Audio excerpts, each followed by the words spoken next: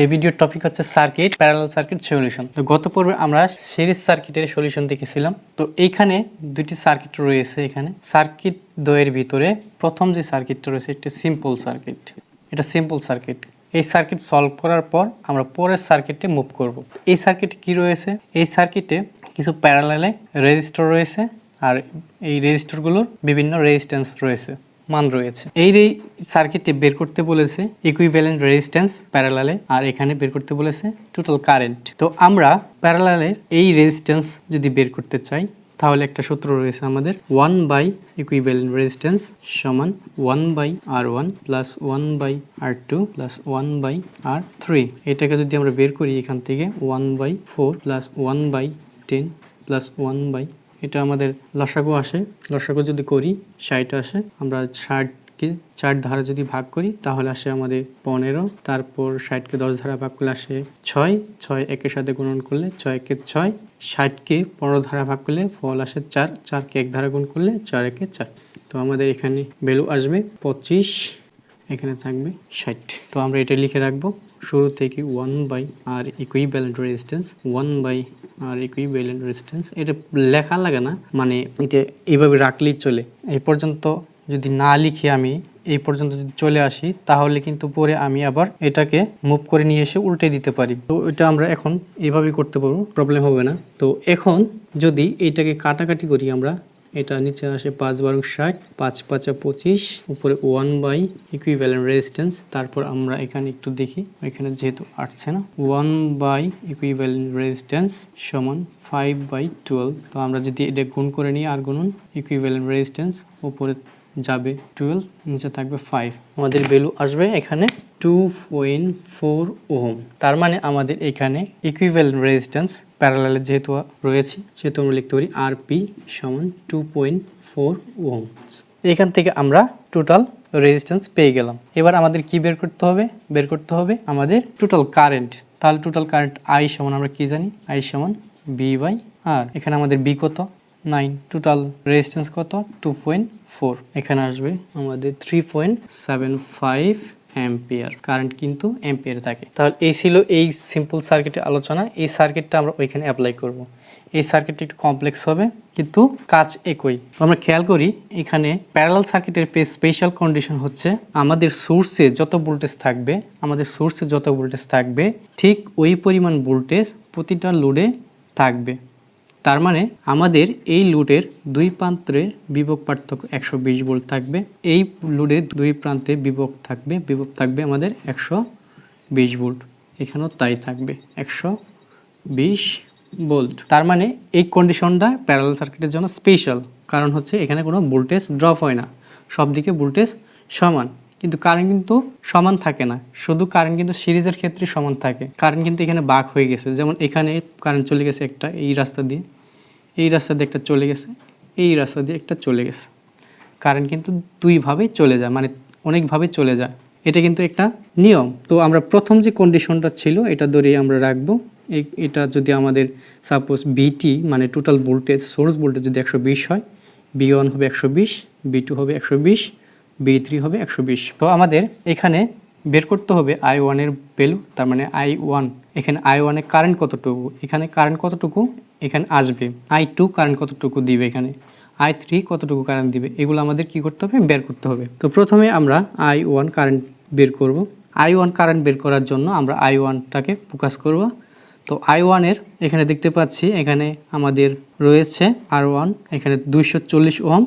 তো আমরা I সমান বি বাই আর জানি। এখানে বি হচ্ছে B1, এই B1, আর হচ্ছে R1, আর B1 হচ্ছে 120 আমরা জানি, কারণ দুই প্রান্তের বিভব পার্থক্য 120। এখানে আর হচ্ছে 240 ওহম। এটাকে যদি আমরা ভাগ করে নিই এটা আসে আমাদের 0.5। এটা যেহেতু কারেন্ট সুতরাং এটা অ্যাম্পিয়ার থাকবে। পরে নেক্সট আমরা I2 বের করব। এখানে I2 বলা ছিল, I2 এর জন্য আমরা B2তে যাব। দুই প্রান্তের বিভব পার্থক্য 120 ভোল্ট, এটা B2। নিচে হচ্ছে আমাদের R1, এটা R2 হবে R2। তারপর এখানে আমরা B2 এর ভ্যালু আমরা জানি 120, সেম থাকবে পার্থক্য। আর R2 হচ্ছে 600।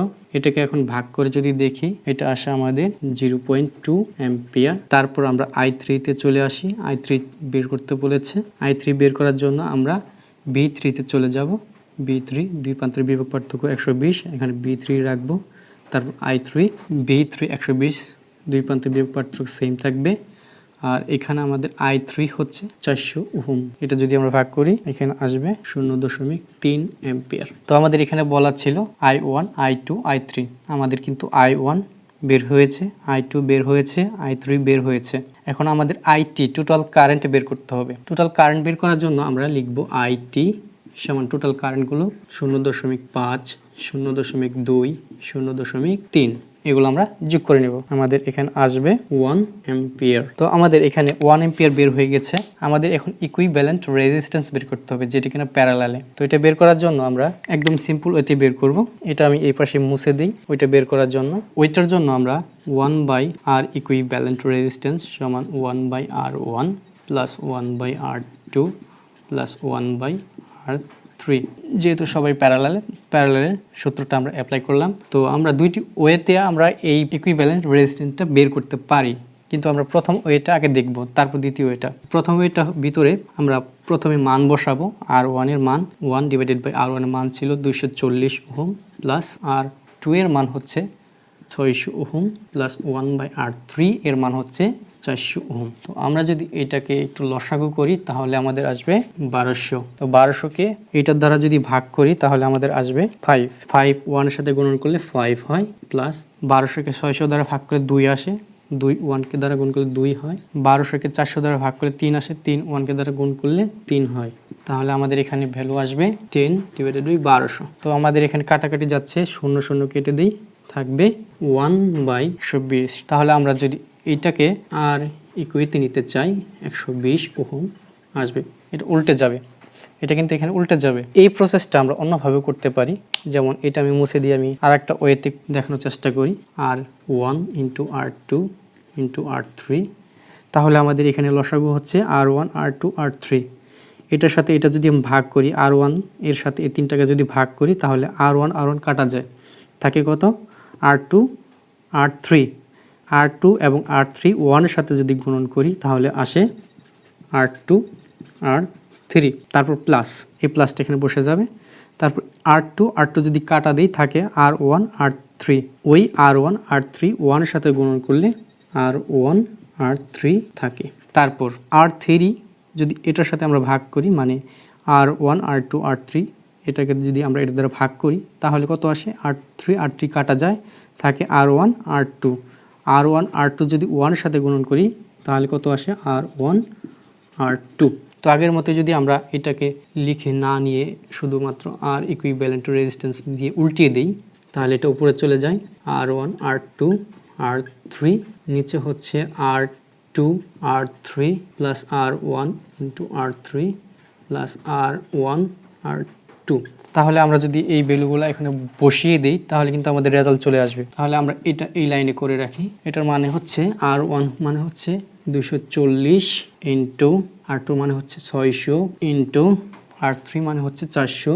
তারপর নিচে যদি আসি, নিচে R2 হচ্ছে আমাদের 600, R3 হচ্ছে 400, তারপর একটা যোগ রয়েছে। তারপর আমরা R1 এর ভ্যালু যদি বসাই 240, R3 ভ্যালু যদি বসাই আমরা 400, তারপর রয়ে গেল আমাদের, এটা আমাদের ইনটু হবে, ইনটু তারপর রয়ে গেল R1 240, তারপর রয়ে গেল R2 ইনটু R2 হচ্ছে 600। এটা যদি আমরা ভ্যালু বের করি, তাহলে কত আসে, আমাদের আসবে আগেরটাই 120 ওহম। তো আমরা দুইটি ওয়েতে এই রেজিস্ট্যান্স ইকুইভ্যালেন্ট রেজিস্ট্যান্সটা বের করতে পারি প্যারালালের ক্ষেত্রে। তো এই ছিল আমাদের মূল আলোচনা।